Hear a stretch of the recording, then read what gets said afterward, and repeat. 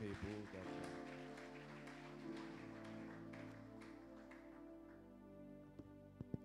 Bonjour à tous.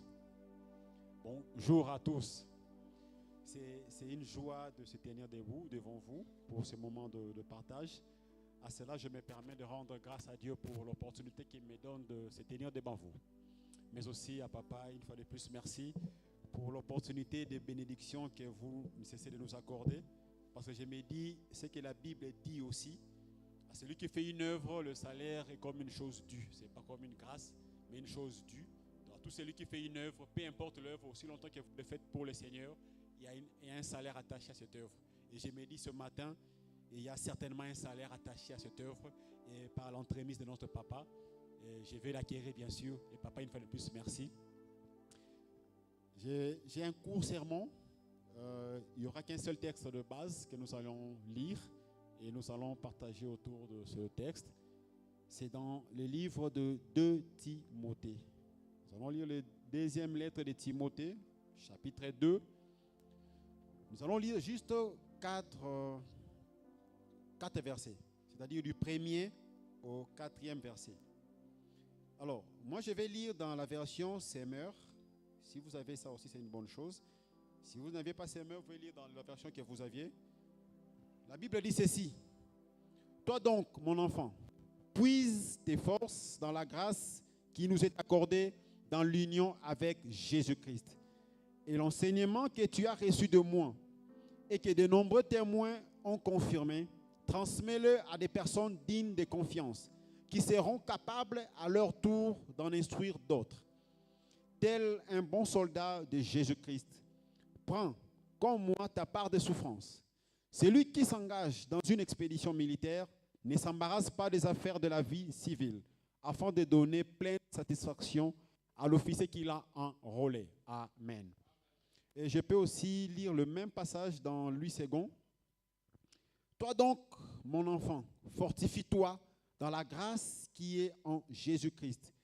Et ce que tu as entendu de moi en présence de beaucoup de témoins, confie-les à des hommes fidèles qui soient capables d'en enseigner aussi à d'autres. Souffre avec moi comme un bon soldat de Jésus. Il n'est pas de soldat qui s'embarrasse des affaires de la vie, s'il veut plaire à celui qui l'a enrôlé. Amen. Alors, le court thème que nous allons exploiter ce matin, c'est intitulé « Tel un bon soldat de Jésus ». Tel un bon soldat de Jésus. Timothée, comme nous le savons, c'est l'enfant ou encore le fils spirituel de l'apôtre Paul. Il était en même temps un disciple, un proche compagnon. C'est lui que Paul pouvait s'investir, il pouvait capaciter. Il avait tellement confiance en lui. À telle enseigne que dans les lettres que Paul envoyait, il en a envoyé 2 à Timothée. Et déjà dans la première lettre, premier épître, Paul donne des directives sur l'organisation de l'Église à son fils Timothée. Il avait tellement confiance en lui, il lui donnait des directives. Ce que tu vas faire à l'Église d'Éphèse, comment organiser, comment choisir les dirigeants de l'Église. Il va plus loin dans la deuxième lettre. Il parle de la confiance qu'il avait envers son fils Timothée. Mais aussi, il donne des exhortations et à endurer la souffrance pour l'œuvre de Dieu.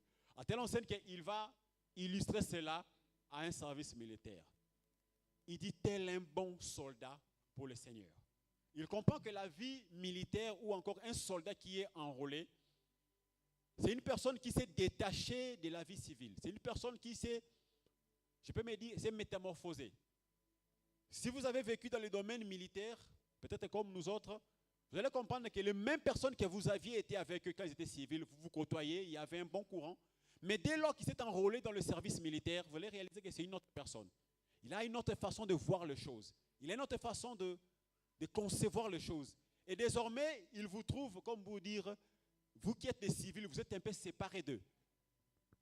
Tel un bon soldat, dit Seigneur, c'est que nous allons nous émerveiller dans la compréhension de pourquoi il est illustré par un bon soldat. Et notre thème, comme dit tel qu'un adjectif, ça veut dire pareil, ou semblable, ou de même qualité, de même propriété. Donc quand on dit telle chose ressemble à, c'est qu'ils ont la même propriété. Il suffit de regarder les deux choses. On commence à dire, les bois ici qui sont devant moi ont les mêmes propriétés. Ils sont de combustible, bien sûr. Mais un bon soldat, c'est qui? Un bon soldat, c'est toute personne ou celui qui exprime un ensemble de qualités morales, mentales, mais aussi physiques, qui lui permettent de servir efficacement dans une armée dans laquelle il est enrôlé. Un bon soldat. Mais pourquoi ce thème? Moi, j'aimerais beaucoup plus que nous puissions entrer dans ce qu'on attend d'un soldat. Oui, on peut se dire, je suis soldat, d'accord. Je suis militaire, c'est une bonne chose. Mais qu'est-ce qu'on attend d'un militaire? On peut même aller plus loin. Je suis soldat du Seigneur, une très bonne chose. Mais l'essentiel, ce n'est pas dire que je suis soldat du Seigneur, mais qu'est-ce qu'on attend d'un soldat? Et le soldat de qui? De l'Éternel des armées. Pourquoi un soldat? Nous le savons tous, un soldat, si je peux me permettre de donner l'exemple dans le corps humain, permet que je puisse atterrir toujours là-bas, hein? Ne me tenez pas rigueur. Les soldats sont comme les globules blancs. Quand il y a une infection, ils sont libérés en masse pour aller intervenir là où il y a une infection. Ils viennent, ils sécurisent la zone. Il suffit de sortir ici. Dès que vous trouvez plein de militaires là-dedans, vous allez vous dire certainement il y a quelque chose. Mais quand vous allez aussi à l'hôpital, on vous dit voilà, vous avez un taux de globules blancs élevé. Vous pouvez vous réjouir. J'ai la sécurité qui est aguerrie. Mais cependant, cela doit être un repère pour vous pour dire que non, il y a une infection quelque part. Mais un bon soldat. Pourquoi un bon soldat? Qu'est-ce qu'on attend d'un bon soldat? Est-ce qu'il y a quelqu'un qui est soldat du Seigneur ici ce matin? Bon, c'est une question que je pose. Est-ce qu'il y a quelqu'un qui est soldat du Seigneur ce matin? Ok, on est là. Hein? Est-ce qu'on peut se manifester? Ah, je veux que toute l'assemblée. Hein? Mais ok, qu'est-ce qu'on attend de vous en tant que soldat? Qu'est-ce qu'on attend de nous en tant que soldats? La toute première des choses qu'on attend de nous ou encore de toute personne qui est soldat, c'est l'engagement. Engagement. C'est quoi l'engagement? C'est l'action de donner volontairement engage une sûreté réelle au créancier pour une garantie. Je répète, action de donner volontairement engage une sûreté réelle au créancier pour une garantie. Je donne une partie de moi. Je donne ce qui est meilleur de moi à un créancier pour assurer une garantie entre nous. Tu ne peux pas prétendre être un bon soldat ou encore un soldat si tu n'as pas commencé par t'engager dans l'armée qui va t'enrôler. Tu ne peux pas prétendre être un soldat si tu n'as pas pris ton enrôlement dans cette armée. Si tu es identifié dans cette armée. Il est vrai que dans l'armée, il y a des unités. Il y a les forces aériennes, forces terrestres, forces navales. Ok, peu importe l'unité où vous êtes attaché, mais si vous êtes soldat du Seigneur, vous devez commencer par être engagé, être enrôlé.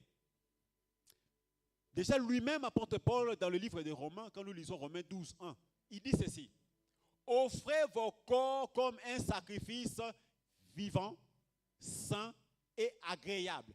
Ce qui serait de votre part un culte raisonnable. On ne sait pas prétendre donner un culte à Dieu si on ne sait pas être un culte. Moi, je me dis, le culte, ce n'est pas seulement ce que nous faisons ici. Tu commences par être un culte et tu viens donner à Dieu un culte. Jésus-Christ en a donné l'exemple. Quand il dit, il est la parole, tout ce qu'il prêchait, il s'est donné dans sa prédication. Quand il a dit qu'il est amour, il a commencé par, avant de prêcher l'amour, il a manifesté l'amour. Par simple exemple, si il faut définir Jésus-Christ, on dira, il y a plusieurs définitions. Il est l'amour manifesté de Dieu parmi nous. Le simple fait qu'il vienne là parmi nous, c'est déjà un signe typique ou patent de l'amour de Dieu parmi son peuple. Avant de donner un culte, il faut être un culte. Offrez vos corps comme un sacrifice vivant. Vous savez que quand on donne un sacrifice dans le Lévitique, la Bible dit, l'offrande consumée par le feu est d'une odeur agréable devant le Père. Quand on fait monter l'holocauste sur l'autel, on consume, il perd toutes ses propriétés. Il perd toutes ses propriétés. Et la Bible dit quoi? L'odeur agréable devant le Père. C'est qu'en d'autres mots, quand on donne un sacrifice sur l'autel de Dieu, le Père se lève pour agréer. Mais quel type de sacrifice? Qu'il doit être vivant, qu'il doit être saint et agréable devant Dieu. Ce qui serait de votre part un culte raisonnable. Tu ne peux pas être un soldat du Seigneur si tu ne te donnes pas toi-même au Seigneur. Si tu ne te donnes pas comme une offrande à Dieu. On parle de l'engagement. Mais l'engagement a ses exigences. Quelles sont les exigences de l'engagement? En premier lieu, c'est que l'engagement doit être volontaire. Je dois me donner volontairement à Dieu. C'est que sans contrainte, sans menace, sans oppression, je dois m'adonner moi-même. C'est que je quitte de chez moi, je me dis, ok, aujourd'hui je m'adonne moi-même à Dieu. Moi-même, je viens me sacrifier à Dieu. On ne doit pas venir te mettre pression. Il ne faut pas qu'on mine. Non, non, tu dois toi-même te dire, moi, je veux me donner à Dieu. Tu te donnes volontairement, sans contrainte. Tu te donnes toi-même. Tu t'engages toi-même à offrir ta vie à Dieu. Ça doit être quelque chose qui doit remonter de l'intérieur de toi. Ça sort de toi, tu la portes à Dieu. Ça sort de ton cœur. Oui, tu peux recevoir une parole. On peut te prêcher. Tu peux écouter une parole. Oui. Mais au fond de ton cœur, ce qui se passe. Simple exemple, Jésus ne s'impose pas dans nos vies. Christ ne s'impose pas. Je mets devant toi le chemin de la vie et de la mort. Tu as le libre arbitre de choisir. Mais ce que tu choisiras, c'est ce qui doit venir de l'intérieur de toi. Ça doit venir de ton plus fond de ton cœur. Je me dis, ok, je m'engage à appartenir à Dieu. Je m'engage à donner ma vie à Dieu. Quelque chose qui vient de l'intérieur. Deuxième exigence de l'engagement. L'engagement exige un renoncement. Un renoncement. C'est à lire dans Matthieu 16, 24. Matthieu 16, 24. La Bible dit ceci. Matthieu 16, 24.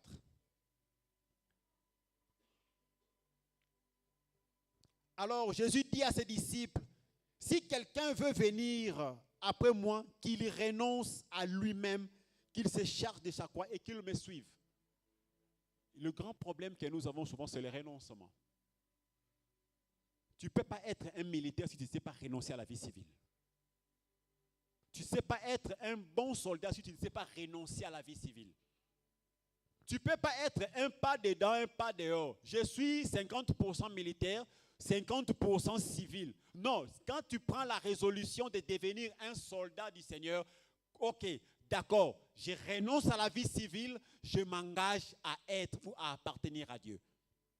Le renoncement. Le renoncement de quoi? De soi-même. Tu renonces à ta propre vie.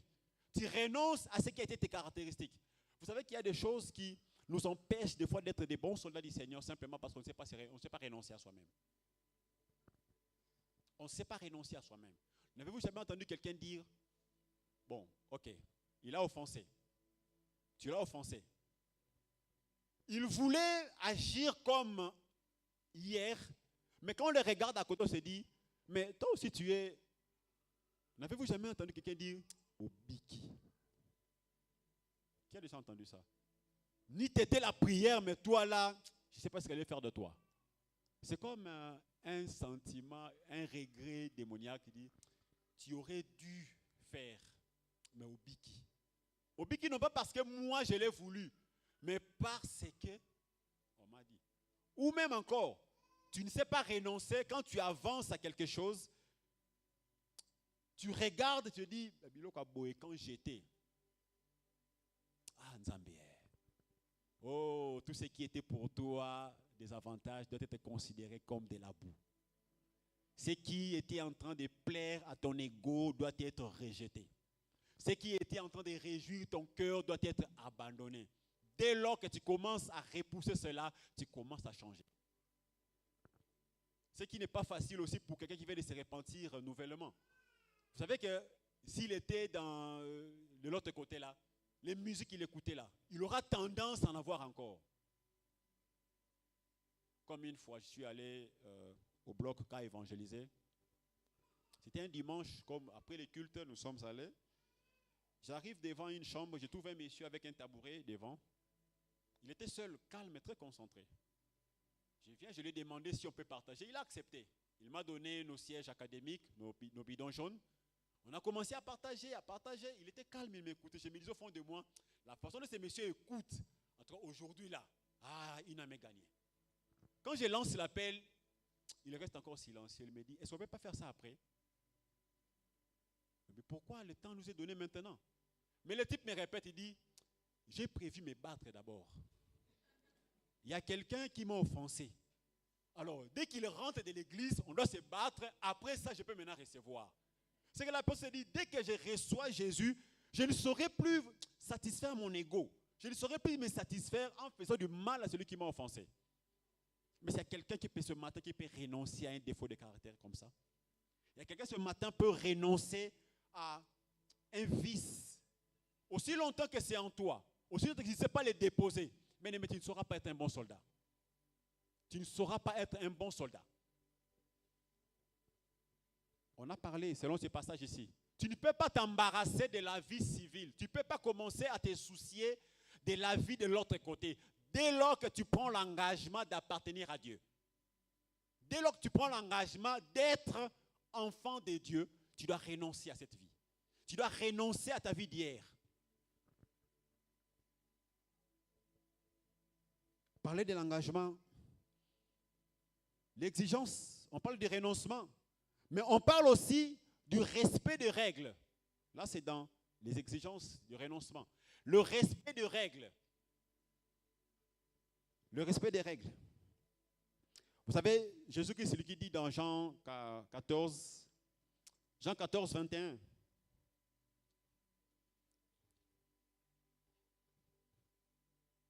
Celui qui a mes commandements et qui les garde, c'est celui qui m'aime. Et celui qui m'aime sera aimé de mon Père. Je l'aimerai et je me ferai connaître à lui. Tu ne peux pas prétendre t'enrôler dans une armée si tu ne sais pas respecter les normes de l'armée. Tu ne sais pas prétendre appartenir à une unité si tu ne sais pas respecter les recommandations de là-bas. On a dit qu'il faut se lever à 4 heures du matin, mais parce que toi tu aimes le sommet, tu te dis que non, que les règles là puissent s'abattre sur moi. Non. Dès lors que tu t'es enrôlé dans une armée, il y a les réglementations qui est autre que toi. L'assurance, c'est que c'est quoi? C'est comme un conflit contenu-contenant. Le contenu, c'est nous. Des vases, c'est nous. Mais le contenant, c'est ce que Dieu bâtit en nous. On ne peut pas mettre le nouveau vin dans des vieilles outres. Il faut faire quoi? Il faut changer l'outre. On ne sait pas mettre ce qui est nouveau dans ce qui est ancien. Dieu ne sait pas bâtir en vous quelque chose de particulier si toi-même tu ne sais pas changer. Tu ne sais pas renoncer à ce qui était avant. Bon, souvent c'est notre caractéristique. Je vois, on vend souvent des histoires, on appelle ça bilokos. Qui connaît ça? Ah, papa l'a dit, hein? Les bilokos, c'est quoi les bilokos là? Ce sont des, je peux dire quoi, des occasions d'Europe. Vous voyez, des télévisions, des radios, de ces histoires de ces gens-là. Ça fonctionne, c'est opérationnel, tu peux le brancher, tu peux faire tout, tu peux l'utiliser. Et les gens préfèrent acheter ça. Maintenant, je me pose la question, ça vient de l'Europe, n'est-ce pas? Maintenant, les bilokos qui viennent du Congo, est-ce que quelqu'un peut prendre ça? Tu verras que quelqu'un se promène avec une vieille télévision, là, il y a 1900 quelque chose. Vous voyez, à l'époque, on avait des télévisions du genre, tu vois un peu? Quand les chaînes ne captent pas, il faut gifler à côté. Ça capte. Oui, on a vécu ça. Aujourd'hui, on parle des plasmas, hein? On parle d'écrans plats, on peut mettre partout, comme nos écrans ici. Mais hier, ce n'était pas le cas. Hier, il y avait des télévisions avec une nuque, là, je ne sais pas, comprenez seulement. Si vous cherchez des chaînes, vous cherchez des chaînes avec un dispositif là à côté. Ça ne capte pas bien, il faut gifler un peu à côté. Là, ça bouge un peu, vous giflez encore. Là, vous regardez, et puis en noir et blanc. Mais tu verrais que quelqu'un de nos jours, il a encore une télévision comme ça. Il veut que ça fonctionne. Il ne veut pas renoncer à cette télévision-là. Il ne veut pas renoncer à cette vieille machine-là. Oh, la technologie avance, il faut avancer avec la technologie. On avait des téléphones du genre Maya Pondou. C'était des petits téléphones qu'on avait avec des touches. Ça s'allumait vert. Quand tu appelles là, c'était à l'époque. Mais aujourd'hui, on parle des Pro Max. Mais tu veux tellement tes téléphones là, les téléphones là. Bien aimé, renonçons. Renonçons à ce qui était avant. Renonçons à ce qui était passé. Il se peut même que la chose soit à jour. Mais dès lors que tu veux t'enrôler pour le Seigneur, renonce à ça. Il est même possible que ce que toi, tu es tenté d'aspirer soit des choses qui ne donnent pas gloire à Dieu. Renonce à ça. Dis en ton cœur, ok, je m'enrôle dans une armée, je serai soumis à des règlements de cette armée. Nous avons grandi dans des domaines militaires. Mon père était militaire. Étonnant, c'est que dans sa propre famille, sa propre maman ne la comprenait plus. Il peut se réveiller, mes grandes sœurs en ont souffert, bien tressées là. Il vous enseigne, la matière ne passe pas. On vient de te tresser. Hein? On vient de te tresser. La matière ne passe pas. Il prend des bics rasoirs. Crante. La maman là-bas en larmes. Les filles, Kovo. Qu'il te dise une chose qu'il ne trouve pas à l'heure où il t'avait dit, c'est compliqué. Il entre dans ta chambre, il veut que ce qu'il t'a donné de garder, même quand il fait noir, il te dit, va le prendre, tu dois le trouver. Toutes tes histoires, tu vis comme quelqu'un qui va voyager, mais tu es à la maison. Tu sais que tel document, c'est là-bas. Étonnant, c'est que je vais aller découvrir les documents de leur mariage civil. J'étais déjà à l'université. J'ai même fini déjà. J'ai découvert ces documents-là. Il avait gardé ça. Mais à la vie civile, ce n'était pas le cas. À la vie civile, on vit comme tout le monde. Mais dès lors que tu t'es enrôlé, il y a des réglementations de la loi. On te dit, ici les choses sont comme ça, respecte ce qu'on a dit. Ici les choses s'organisent comme ça, respecte. C'était l'engagement. Qu'est-ce qu'on attend encore d'un soldat? Qu'est-ce qu'on attend d'un bon soldat, je dirais? Deuxième élément, on attend d'un soldat, on attend la loyauté. La loyauté. Dis avec moi loyauté. Loyauté. C'est quoi la loyauté? On se mettra plus à définir la loyauté. C'est le vertu des fidélités inébranlables envers Dieu et les autres, impliquant un cœur sincère, le respect des alliances et des engagements, et la constance dans l'amour et le soutien, même dans l'adversité. La loyauté. Qui dit fidélité dit attachement à ses devoirs. Tu ne peux pas être un bon soldat si tu ne sais pas être loyal à tes engagements. C'est aussi la qualité d'une personne fidèle dans son engagement vis-à-vis d'une personne, quelles que soient les conditions. Mais tu ne peux pas laisser tes engagements parce qu'il y a des conditions diverses. Dès que tu as dit ceci, parce que tu t'es engagé, tu dois être loyal à ces engagements. J'avais promis, parce que je serai loyal à mes engagements, je respecte mes engagements. Ok, tu n'es pas seulement un bon soldat s'il faut porter la tenue qu'on te vante. Tu es de l'unité spéciale. Tu es paracommando. Oui, ce sont des honneurs. Bravo. Mais dès qu'on te dit tu es soldat, il faut aller intervenir à une expédition quelque part. Oh. Tu ne peux pas dire que je renonce. Par simple exemple, quand tu t'es engagé, tu es tenté facilement. Pour sortir, c'est plus facile. Avez-vous déjà vu quelqu'un qui vous avertit une nuit? Le matin, on se réveille, vous causez, vous mangez, et puis il part. Vous pensez que quelqu'un va revenir le soir, c'est comme d'habitude. Vous voyez quelqu'un entrer à la maison à 23h, et à 0h, on vous amène une touffe de tenue qu'il faut repasser. Il y a encore quoi?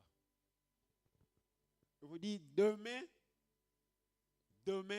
les avant-midi, il va prendre l'avion pour une mutation à Kisangani.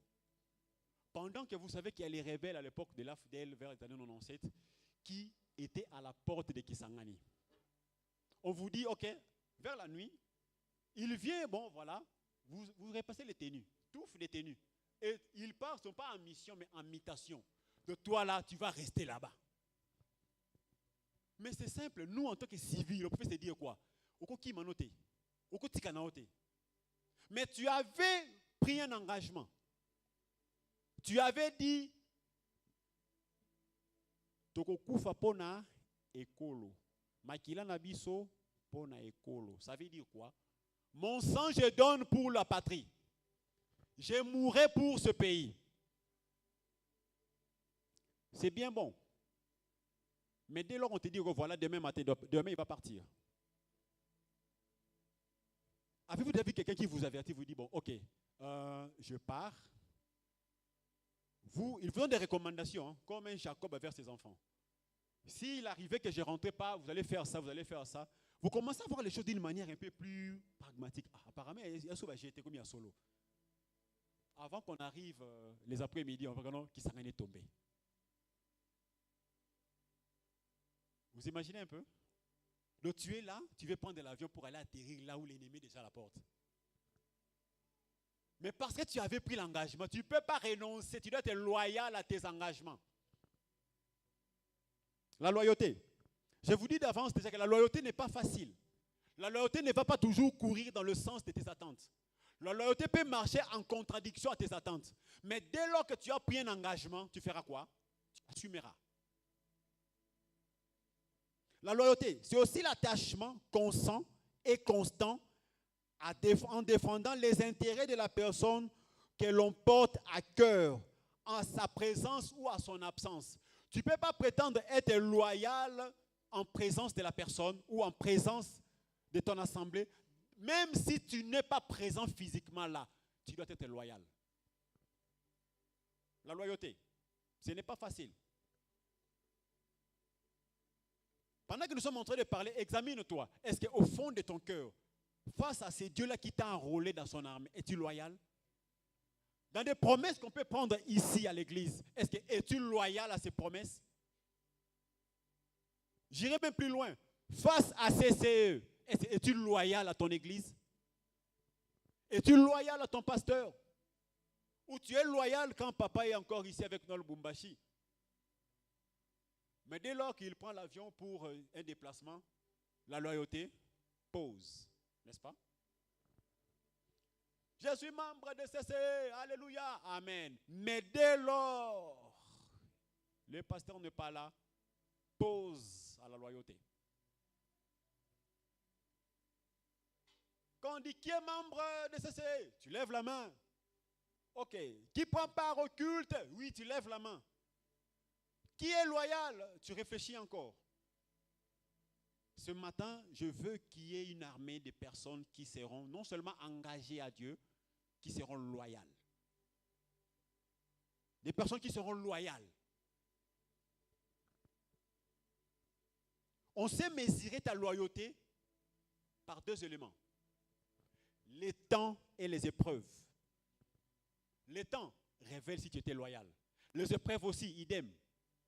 Il y a eu des personnes qui étaient loyales de janvier jusqu'au mois de juin. Mais au mois de juillet, plus de loyauté. Mais il y a aussi des personnes loyales dans le temps. Mais dès que les épreuves viennent, on dit en Swahili, soupeniwe et moya, n'est-ce pas? Les épreuves. Nous allons voir les exemples dans la Bible des personnes qui ont été soumises à ces épreuves. D'abord, parlons des types de loyauté. Il y a deux grands types de loyauté. Deux. Fausse loyauté et vraie loyauté. Il y a deux types de loyauté. Fausse loyauté et vraie loyauté. La fausse loyauté, c'est quoi? Kivukututu. On est là, hein? On est là. L'ambiance là, on est là. La fausse loyauté, c'est la personne qui est devenue loyale malgré lui. On m'a forcé, on m'a dit. En tout cas, tel que moi, là, je ne voulais pas. Mais on m'a forcé. Vous avez jamais vu quelqu'un qui dit ça? Moi, là, que vous voyez là, je ne voulais pas. C'est comme un... un scénario là de théâtre. Un monsieur on a amené en justice, on l'a accusé pour sorcellerie. L'avocat, il défend. Ah, il défend. C'est comme si la conscience est revenue dans lui. Il commence à dire au juge, papa juge, mon enfant, c'est moi-même qui l'ai tué, mais l'avocat ne veut pas que j'accepte.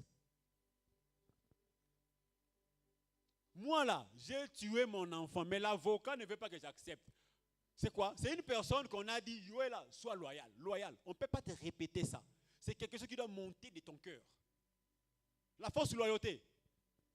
Je suis loyal quand on me voit, mais quand on ne me voit pas, plus de loyauté.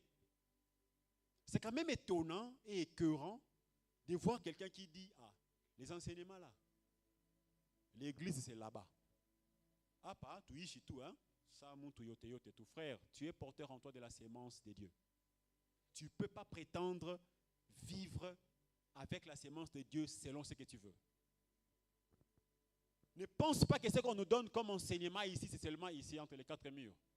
Ici, c'est comme une station. Permettez-moi de me répéter, c'est comme une station. Tu viens, on a fait tout full. Tu sors, tu circules. Après, tu rentres encore ici full, tu pars encore.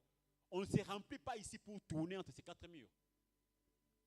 Et dans la fausse loyauté, il y a ce qu'on appelle loyauté théâtrale. Ça, c'est encore dans l'exemple de Juge 7. Ok, Israël assiégé par les Madianites pendant 20 ans. Gédéon, voilà, super héros. Gédéon, vaillant héros, qui va aller libérer le peuple. Il va se construire une armée. Dieu a regardé l'effectif et a dit, bon, on va faire une épreuve. Je m'imagine qu'on a demandé, qui vont aller combattre les Madianites? Moi, tout le monde avait les mains levées. Juge 7. Ok. Il regarde l'effectif et dit, quand je vois l'effectif, j'ai été plus qu'assuré. Frère, vous savez que si vous êtes entouré de personnes qui ont une fausse loyauté, c'est compliqué. Hein? C'est compliqué. Il était plus qu'assuré.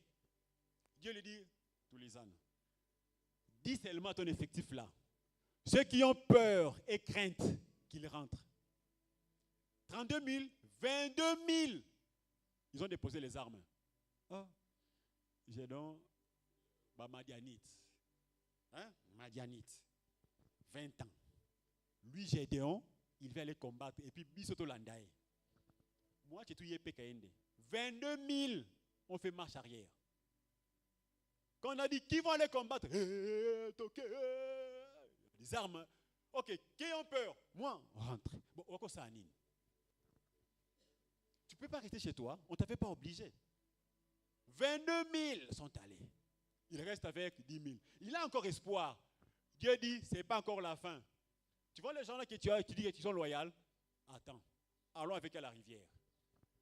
Amène-les pour boire de l'eau. Descendant pour boire de l'eau. Vous savez qu'il y a des personnes, s'il est fatigué, hein, dans la couille, il va même là s'étaler. Hein? Mais il y a de ceux qui, quand ils prennent le chantier de la paix, il est vigilant. Il prend, il amène à la bouche. Il est vigilant. Dieu dit, tu vois les gens qui sont assis là. Et il est resté avec 300 personnes. Permettez-moi de dire 300 personnes loyales. 300 personnes qui étaient vraiment et réellement loyales. Avec ces 300-là, j'ai dû aller terrasser les Madianites. Frère, on ne sait pas nous exhorter pour remplir le nombre. Non. On ne sait pas nous exhorter pour gonfler l'effectif. Non. On veut qu'on ait des personnes de qualité. Des serviteurs de qualité. Des chrétiens de qualité. Même s'il n'est pas l'église, il sait être loyal, non à nous, non au pasteur, mais à Dieu. J'ai aimé ce que dit mon père. Il dit, papa, je m'excuse de le dire. Hein? Maman, je m'excuse aussi. Hein? J'ai dit à ma femme, je paraphrase, hein? J'ai dit à ma femme, quand je pars en voyage, ne demande pas que je te sois fidèle, que je sois fidèle à Dieu. Quand je suis fidèle à Dieu, ipso facto, je te suis aussi fidèle. Ne demande pas être loyal seulement à l'église, sois loyal envers Dieu. Quand tu es loyal envers Dieu, tu le seras d'office pour l'église. Je sais que nous allons fréquenter des milieux. En dehors de l'église. Nous rencontrons aussi des personnes et des situations différentes. Mais quand tu es devant le fait, est-ce que peux-tu être loyal envers Dieu? Comme une fois, j'ai reçu, c'était en 2000, je crois bien 19 ou 20. Là où je prestais, j'ai reçu 2 jeunes filles. L'autre avait 20 ans, l'autre avait 21 ou 22 ans. Bon, quand j'ai passé, je ne les connaissais pas. Je suis entré, j'ai vu des gens regarder, ils sont en train de faire des signes. Je me suis dit, c'est qui? Bon, comme je ne les connaissais pas, je suis allé m'asseoir dans le cabinet. Je vois 2 personnes entrer là, 2 jeunes filles. Ah, bonjour, docteur. Oui, bonjour. Nous sollicitons une aide. Bon, pour moi, je m'attendais qu'ils disent que non, les installations sont où? Ou encore une autre aide quelconque. Eh bien oui, quelle est l'aide que vous sollicitez? Oh non, docteur, l'avortement. Ah. J'ai manqué des mots. 2 jeunes filles, 20 ans, 21 ans, 22 ans. Pour eux, c'était une aide. Une aide. Bon, où tu n'en vois plus? Oh non, nous venons du côté, là-bas, là-bas. Ils ont donné la topographie d'où ils venaient. On était avec un vieux. Et ça coïncide exactement que dans mes poches, il n'y avait pas d'argent. Et j'avais un besoin. Des besoins d'ailleurs. Et j'ai recevais chaque matin avant de sortir ce que moi j'appelle la liste des dots. C'est-à-dire, mon petit là, le petit garçon, lui il dépose la liste des dots. Lui il s'en fout, hein. Paye ceci, paye cela. Tu raisonnes, bon, non, l'art, mais qu'est-ce qui le pousse à voir? Alors pour me soulager, je lui dis quoi? Toi, prie que j'ai l'argent. Hein, prie. Si tu pries là, je vais te payer. Et ça coïncide que tu es resté là, poche vide, on t'amène un cas comme ça. C'est de l'argent facile. C'est de l'argent facile. Tu peux les faire calmement, sans complication. Et la personne peut même rentrer à la maison, sans trace. J'étais moi, face à ma conscience, face à ma loyauté. Pendant ce temps-là, papa n'était pas là. Les frères, ils n'étaient pas là avec moi. Et la personne avec qui j'étais à côté, il n'était pas aussi chrétien. On ne te dit pas que non, c'est quelque chose, bon ou en franc. Non, on ne te paye pas en franc, on te paye en dollars. Allez, au taux de l'époque, hein. On te paye en dollars. Le vieux avec qui j'étais a sauté sur le cas. Bon, Smith, toi, reste d'abord là. Moi, j'arrive. Elle dit, vous venez, venez. J'ai commencé à raisonner. Vous savez quoi? Parce que j'avais pris l'option de ne pas le faire, Dieu a compensé. À la seconde qui allait suivre, on amène un monsieur qui avait fait une hernie de bourse, c'était comme ça. Il s'est tordé des douleurs. C'est ces messieurs-là que j'avais puisé de l'argent. J'ai ramené tous ces intestins à l'intérieur, j'ai fermé normalement et ils ont payé naturellement et normalement. Quand j'ai sorti les lames, pour ça m'a piqué toute ma touille. Très content, je me dis, du moins, honnêtement, sans s'essuyer, j'ai rempli mes poches. Et quand je sors là, vous savez que quand un enfant te dit la demande, il t'attend, hein, tu rentres maintenant en ville là. Tu viens, mais tu étales. Tu veux demander quoi? Sois. Vous savez que pour moi, je me dis quoi? C'est habit didactique aussi. Quand tu dis à l'enfant de prier et qu'il a fait sa prière, si Dieu exauce sa prière, frère, chers parents, Kobima Pombate, honore ton engagement. Honore ce que ça a été sa prière. Dieu l'a exaucé. Du moins, il sait quoi? Si j'ai prié, il y a un Dieu quelque part qui fait quoi? Qui exauce. Frère, sois simplement loyal. Loyauté théâtrale dans Juge 7. Est-ce que es-tu de ces gens-là qui renoncent facilement? Es-tu de ceux qui se disent appartenir à une armée? Dès que les épreuves viennent, tu renonces? Il est possible que tu dises aussi, je suis membre de l'église. Dès que l'église est soumise à des épreuves, tu es de ceux qui renoncent aussi? Et c'est quand on te voit en dehors là. Vous savez comment les gens nous appellent? On nous appelle les excellents. Ah oui. Ah, Binoba excellent. C'est comme un deuxième nom, un surnom, je ne sais pas, un sobriquet. Bah, excellent. Ah, Binoba excellent. Mais quand on te voit là, est-ce que tu peux incarner ce qui est cette appellation? Frère, tu ne sais pas appartenir dans une armée sans la loyauté. Tu ne sais pas appartenir à Dieu si tu ne sais pas être loyal. Tu ne sais pas appartenir à Dieu si dans ton cœur tu ne te dis pas que je suis attaché à Dieu et je dois être loyal envers Dieu. Pendant le temps, il y a un monsieur qu'on appelait Achitophel. Achitophel, c'était, la Bible dit quoi? C'était le conseil de David. S'il te conseille, ses conseils ont la même teneur que si Dieu te conseillait. Et David pouvait se dire quoi? J'ai en moi, avec moi, une forte équipe de gens loyaux, parmi lesquels je compte sur Achitophel. Comme le feu Mobutu disait, quand je vois mes bérets verts, j'ai confiance. Quand je vois Achitophel, j'ai confiance. Mais avec le temps, on a compris qu'il n'était pas loyal. Il fallait que le preuve qu'on appelle l'Absalom. Les Absalom, c'est un révolte. Le roi qui est détrôné par son propre fils, il fuit. Étonnant, c'est que la personne qui était avec moi, il traverse dans l'autre camp. Je m'imagine ce qu'allait avoir David comme chagrin. Osala qui n'engaï. Osala qui ma copa. Ma copine. Désormais, ma copine a traversé l'autre camp, là où avec les gens avec qui je ne m'entends pas. La fausse loyauté. Est-ce que es-tu de ceux qui ont la fausse loyauté? Est-ce que peut-on compter sur toi en tant que serviteur? Peut-on attacher notre confiance en toi en tant qu'une personne loyale à Dieu et à l'Église? Les soldats de Gédéon. Épée pour l'Éternel, épée pour Gédéon. Pour dire, nous allons nous battre pour Dieu, nous allons nous battre pour Gédéon. Est-ce qu'il y a des gens qui peuvent être en ce sens-là? Je suis loyal envers Dieu, loyal envers l'Église. Je me donne l'exemple ici des personnes loyales dans la Bible. Je ne peux pas passer un mot comme loyauté sans citer un nom que j'aime bien. Le jeune soldat qu'on a appelé Abishai.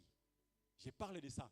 Je me dis toujours, s'il y avait des photos de ces messieurs-là, j'allais chercher à voir d'abord à quoi ils ressemblaient, ces messieurs-là. Moi, pour moi, ces messieurs-là, sa vie m'inspire beaucoup. Dans 1 Samuel 22, qui nous parle de David poursuivi par Saül, il va aller se cacher dans une caverne qu'on appelait Adulam. La Bible dit, sa famille est venue les visiter. Et parmi les gens de sa famille, il y avait Abishai, qui était l'enfant de sa sœur Tséruja. Ils sont venus les visiter. Et dans cette même caverne-là, il y a eu des personnes qui étaient mécontents à gauche, il y avait des créanciers à droite. Ils sont venus se joindre à David. Et parmi les gens qui ont constitué les soldats de David, il y avait Abishai. J'aimerais qu'on lise ça. Quelqu'un peut ouvrir 1 Samuel 26. 1 Samuel 26. 1 Samuel 26, on va lire 6 à 9. On va sauter, on va lire aussi 18. 1 Samuel 26.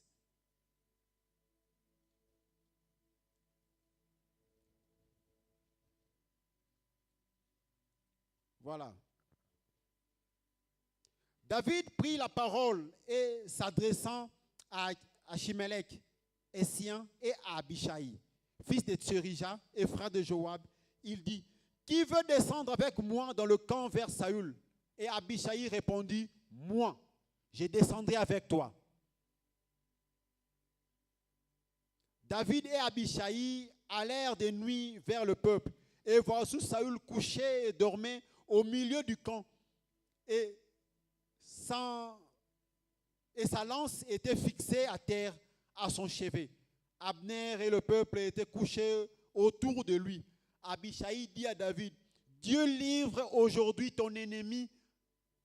Je te prie, le frapper de ma lance et le clouer à terre d'un seul coup pour que je n'aille pas à revenir. Oh Abishai, pourquoi ça? 9. David dit, mais Abishai, ne les détruis pas, car qui pourrait impunément porter la main sur le oint de l'Éternel? Et 18. Et il dit, pourquoi mon Seigneur poursuit? Bon, là c'est David. Il y a eu 3 personnes, Abimelech et les siens, Abishai.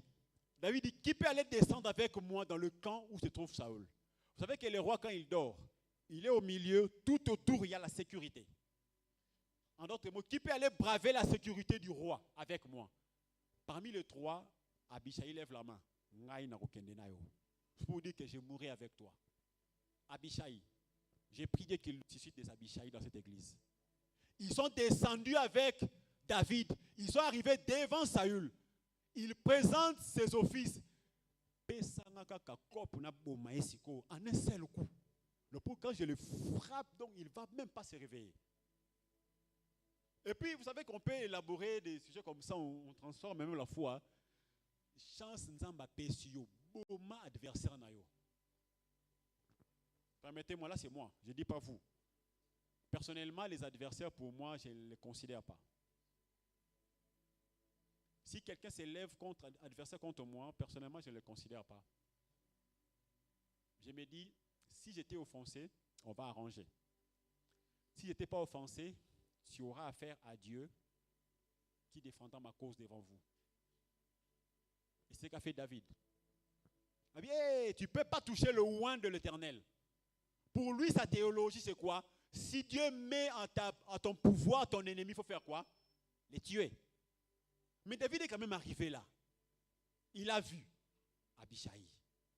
Il a accepté d'aller avec David. À prendre un risque. Frère, il n'y a pas de loyauté sans risque. Tu ne peux pas prétendre être loyal s'il n'y a pas de risque. Il y a toujours un risque. Et deuxième exemple, toujours dans la vie de David, il y a les Itaï. Itaï, 2 Samuel 15, 19 et 21. Mais c'était un étranger. Si les Achitopel ont échoué,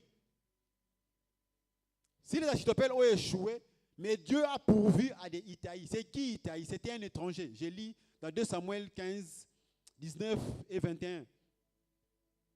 Le roi dit à Itaï des Gad, pourquoi viendrais-tu aussi avec nous?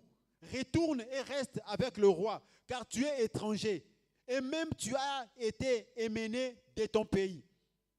Tu es arrivé hier et aujourd'hui, je te ferai errer avec nous, ça et là. Quand je ne sais même, je sais moi-même où je vais. Retourne et mène tes frères avec toi. Que l'Éternel use envers toi de bonté et de fidélité. Écoutez maintenant la réponse d'Itaï, dans 21. Itaï répondit, ô roi, et dit l'Éternel, l'Éternel est vivant, et mon Seigneur roi est vivant. Au lieu où sera mon Seigneur, le roi, soit pour mourir, soit pour vivre, là aussi sera ton serviteur. C'est pour dire, je mourrai avec toi s'il faut mourir, je vivrai avec toi s'il faut vivre. Ouh, quelle parole. Il y a des personnes qui nous accompagnent de foi, on peut avoir de l'assurance avec eux. Mais dès lors qu'on est confronté à d'obstacles ou des épreuves, ils nous relâchent. Comme un petit, on vient arrêter Jésus, il suivait avec l'étoffe couverte. Dès qu'on a arrêté Jésus, il a fait quoi? Il a jeté son tissu. La Bible dit que le monsieur a couru nu. Vous savez, il y a des personnes qui prennent des résolutions quand ils ne voient pas épée et bâton. Quand il y a épée et bâton, ils nous abandonnent. Mais Itaï est l'exemple typique. Il n'était pas de la famille de David. Non. Frère, il n'y aura pas toujours les gens de ta famille ou de ton sillage qui te seront loyaux. Il y a des personnes qui viendront de loin, mais Dieu va susciter pour être loyal à toi. Il y a des personnes qui viendront de partout ailleurs, ils te seront loyaux. Mais pourquoi tu veux penser toujours que ce sont les gens de ta tribu qui seront loyaux à toi? Pourquoi veux-tu seulement épouser la femme ou le monsieur de ta tribu? Et penses-tu qu'il y aura que la femme de ta tribu qui te sera soumise? Ou le mari de ta tribu qui va t'aimer? Frère, il est possible qu'une personne vienne de l'Est qui va à l'Ouest être loyale là-bas. C'est possible.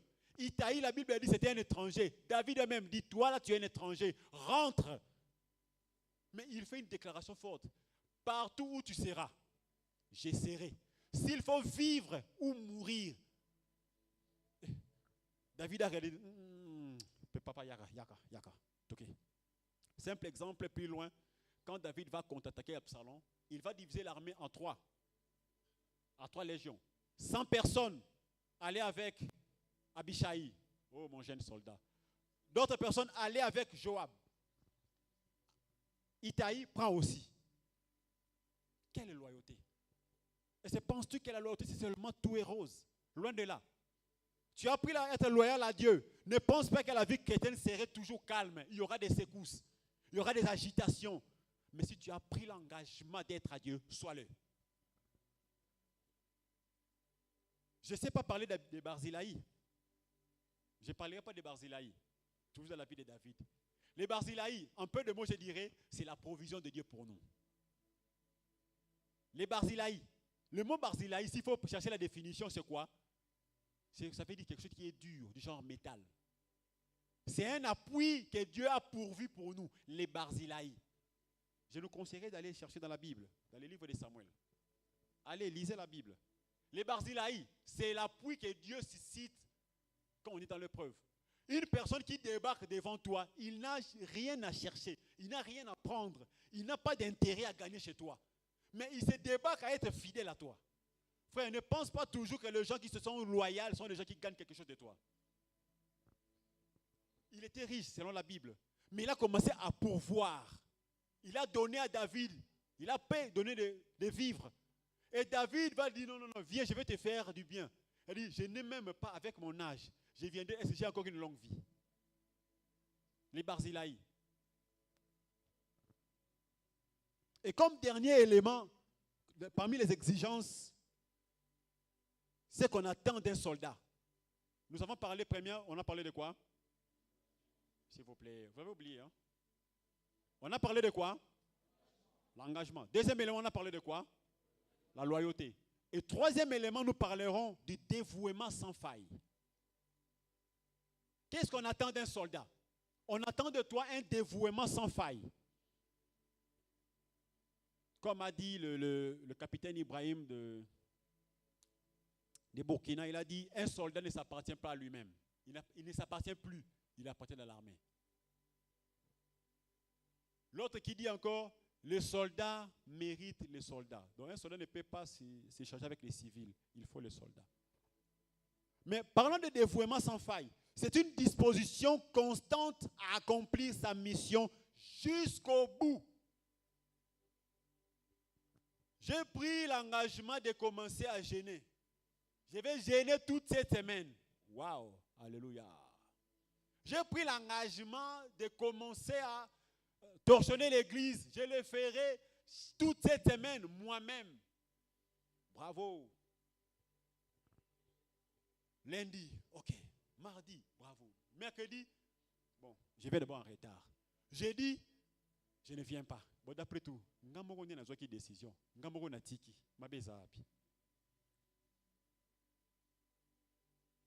Moi-même, j'ai pris la résolution de commencer à faire. Moi-même, je prends la résolution de faire quoi? De laisser. J'ai pris la résolution de jeûner. Je vais jeûner toute la journée. Voilà, à 6 heures, je suis là. À 7 heures, à 8 heures, à 9 heures. Bon, jeûne assez. À 10 heures, bon, je prends d'abord de l'eau. Non, mais non, maille. Bon, jus, maille, c'est toujours des liquides, hein? Jus. Bon, hein? Quand maille, tout, quand bouillie, tout, hein? Poto, tout, il y a maille, il y a léger, léger. Tu prends. Bon, farine, bon, mais tu avais pris la résolution, tu avais commencé de faire. Oh, le dévouement sans faille. Ça te fait mal, mais parce que j'avais porté. Alors j'ai dit, j'irai jusqu'au bout, j'arriverai. J'irai avec jusqu'au bout, j'atterrirai. C'est une disposition de ton cœur, une disposition constante. Je ne dis pas que c'est facile. Vous savez que quand on reprenait encore les études, tu reprends, tu trouves quelqu'un qui te dit, je vous dis, il te dit ça, hein, comme ça. Ce n'est pas que la personne n'est pas un, non, la personne est avec vous, vous êtes là. Hein. Ça te fait encore mal. Tu dis, Seigneur, est-ce qu'il y aura un procès derrière mon dos? Il n'y aura pas. Si j'ai abandonné, est-ce qu'il y aurait quelqu'un qui va me questionner après? Il n'y en aura pas. Mais j'avais pris la résolution, j'avais fait un vœu. J'ai dit, j'irai, je terminerai. J'irai, je terminerai. Et le jour où, étonnant, c'est que j'ai fêté mon anniversaire. Tout s'est passé toujours dans le mois de juillet. Hein. J'ai fêté mon anniversaire on me proclame médecin au moins toujours un jour après. Oui, toujours au mois de juillet. Le jour où on me dit que tu es inscrit dans le tableau de l'ordre des médecins, au mois de juillet toujours. Le jour où j'ai eu l'affectation, c'était au mois de juillet. Pour moi, c'est un anniversaire. Donc, j'avais pris la résolution. Ça fait mal, mais j'avance avec jusqu'au bout. Jusqu'au boutiste. Est-ce qu'il y a des jusqu'au boutistes ce matin ici? Est-ce qu'il y a des gens qui peuvent aller avec leur engagement jusqu'à la fin? Il y a des gens qui peuvent prendre des résolutions. Je commence et j'irai avec jusqu'à la fin. Est-ce qu'il y a de ceux qui renoncent en mi-chemin? Le dévouement, c'est l'action de sacrifier ses avantages ou de s'investir pleinement dans une action pour une cause quelconque. Souvent pas au profit de soi-même, mais au profit des autres. Les dévouements sans faille.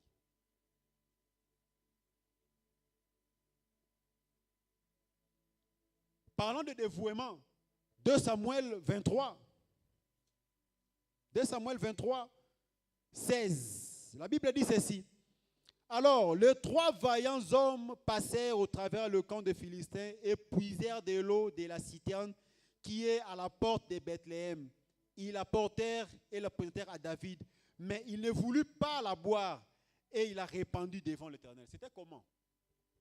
David avec un TP difficile. Je vais boire de l'eau. Mais de l'eau que moi je vais boire, ne puisez pas dans notre citerne ici. Traversez le camp là où il y a des ennemis. Allez me puiser de l'eau là-bas. Qui veut aller puiser? Dans mes recherches, Abishai était encore là. Abishai était encore là.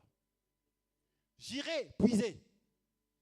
Oh là là là. Vous savez qu'il y a des personnes, c'est pour cela que j'aime beaucoup ces soldats-là. Il a pris une résolution de sacrifier sa vie. Mais quel est ce monsieur ici qui sacrifie sa vie? Tu ne tiens pas compte que tu as la famille. Tu ne tiens pas compte que tu as des frères, tu as des sœurs qui comptent sur toi. Mais tu acceptes d'aller sacrifier ta vie pour chercher de l'eau à boire à David. Oh David, il n'y avait pas de l'eau à côté. C'est comme l'existence d'une femme enceinte. Hein? Les mamans, alléluia. Les mamans, alléluia. Vous savez, une femme enceinte, j'ai besoin de manger les michopo, pas y banachoma kapa, pas qu'il y a coulé. J'ai besoin de manger les beignets qu'on ne vend pas ici au coin.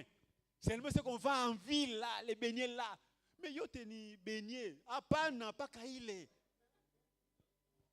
Et puis quand tu viens avec ça, comme ça, pili pili na kosa, rudi atena. Les mamans, amen, hein? Ah, c'est bien comme ça. Hein? Les exigences. David dit, allez me chercher de l'eau à boire dans l'autre côté de l'ennemi. Ils sont allés, ils ont puisé. Quand ils viennent avec ça, David a regardé, je ne peux pas boire ça. Ce n'est pas que c'était impur. Je ne peux pas boire cette eau parce qu'ils ont pris ça au péril de leur vie. Frère, tu ne pourras pas parler de dévouement si tu ne vois pas les dangers devant toi. Le dévouement, c'est pesant. Tu es confronté au danger, mais tu avances. Fatigué, mais faisant quoi? Poursuivant toujours.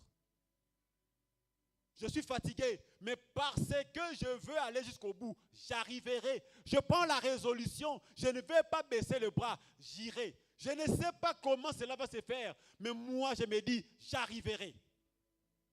Je ne sais pas où viendra le support à gauche, à droite, mais parce que je sais que je suis là où je vais arriver, j'irai. Est-ce qu'il y a quelqu'un ici ce matin qui peut prendre une résolution? Est-ce qu'il y a quelqu'un ce matin ici qui peut se dire, j'aimerais m'engager dans le voie de Dieu? Est-ce qu'il y a quelqu'un ce matin qui peut se dire, je prends l'engagement d'appartenir à Dieu? Est-ce qu'il y a quelqu'un ce matin qui peut se dire, Seigneur, je vais renouveler ma loyauté à toi? Est-ce qu'il y a quelqu'un qui veut prier Dieu qu'il puisse lui équiper afin d'avoir un dévouement sans faille? Même moi, quand je suis en train de parler, je me dis, ce message, ce n'est pas pour vous. C'est pour moi aussi. S'il y avait des audios, j'allais mettre des voices ici, je m'assois là-bas en train d'écouter, en train de m'évaluer moi-même. Est-ce que suis-je honnêtement et réellement engagé à Dieu? Est-ce que suis-je loyal à Dieu? Ma loyauté commence et finit où? Est-ce que ma loyauté, c'est jusqu'à la fin? Est-ce que suis-je dévoué à Dieu? Est-ce que suis-je dévoué à accomplir mes résolutions jusqu'au bout? Est-ce que je suis jusqu'au boutiste? Ou je suis de ceux qui abandonnent en route? Si tu es là parmi nous, tu réalises qu'au fond de toi, tu vis dans la procrastination. Il est possible que tu te guérisses ce matin. Si tu es parmi nous, tu réalises que je n'accomplis pas mes promesses. Aujourd'hui, il est possible que tu te guérisses de ça. C'est possible que tu puisses changer de vie. Dès lors que tu sors de ces portes ici, te disent quoi? J'appartiens désormais à une armée. Je suis membre de l'unité spéciale de l'armée de l'Éternel. Est-ce qu'on peut prier un peu avec quelqu'un? Il se peut même que tu sois parmi nous, mais tu réalises que tu n'as jamais été engagé dans l'armée de l'Éternel. Il se peut même que tu sois un serviteur, tu sers même déjà Dieu, mais tu réalises que tu n'es pas engagé dans l'armée de l'Éternel. Ce matin, c'était donné. Il est possible que tu sois engagé dans l'armée de l'Éternel ce matin. Il est possible que tu deviens membre de l'unité enrôlée dans l'armée de l'Éternel ce matin. Ou tu es là parmi nous, tu as du mal à renoncer à quelque chose. Je veux bien renoncer, mais je n'ai pas la force de renoncer. Je sais ce que je fais n'est pas bien, mais je n'ai pas la force de renoncer à cela. C'est possible qu'aujourd'hui, que tu trouves une guérison dans ça. Ou même tu réalises que j'accuse un défaut de loyauté. J'accuse un défaut où je ne sais pas être loyal dans mes promesses. Le matin comme ce matin, il est possible que tu sois changé à un autre homme.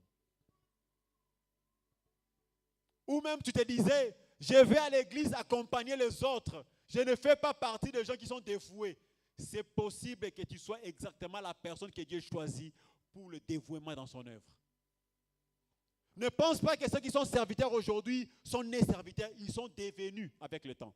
Et c'est possible aussi par ce temps ici que tu deviennes. S'il y a quelqu'un parmi nous qui veut s'enrôler dans l'armée de l'Éternel, il suffit simplement de lever la main, on va prier ensemble avec vous. S'il y a quelqu'un qui se dit, je suis membre de cette église depuis un temps, mais je réalise que je ne me suis jamais enrôlé dans l'armée de l'Éternel, il suffit simplement de lever la main, on va prier ensemble avec vous. Oh bien-aimés, nous avons nos yeux fermés. Ce n'est pas l'affaire de ton voisin, de ta soeur, de ton frère, non. C'est une affaire personnelle avec Dieu. Ce n'est pas Smith qui va t'enrôler dans son armée. C'est Dieu qui veut t'enrôler dans son armée. Il veut commencer avec toi une nouvelle expédition. Et tu es exactement la personne que Dieu choisit pour cette expédition. Et c'est quelqu'un qui peut s'enrôler dans l'armée de l'Éternel ce matin? Dieu soit loué. Mais si tu réalises que tu as un problème de loyauté, je promets, je n'accomplis jamais mes promesses. Ce matin, il est possible que tu sois désormais changé à un autre homme. Alors là, tu vas devoir demander à Dieu, Seigneur, fais-moi grâce. Je veux bien être une personne de promesses. Quand je parle, j'accomplis, mais je ne parviens pas. Est-ce que tu peux demander cela à Dieu? Élevons nos voix et prions. Éternel notre Père, te disons merci, Seigneur Jésus. Nous te disons merci, éternel mon Dieu, Yahweh, de ce que tu as permis que nous écoutions ta parole, Seigneur Jésus. Merci. Merci notre Père, merci notre Dieu. Merci Seigneur Jésus-Christ, Yahweh. Apprends-nous à être des personnes qui te seront loyales, Seigneur Jésus. Apprends-nous à être des personnes dont la loyauté serait approuvée du ciel. Apprends-nous à être des personnes que toi tu vas approuver, Seigneur. Je ne veux pas marcher pour plaire aux hommes, mais je veux marcher pour plaire à Dieu qui m'a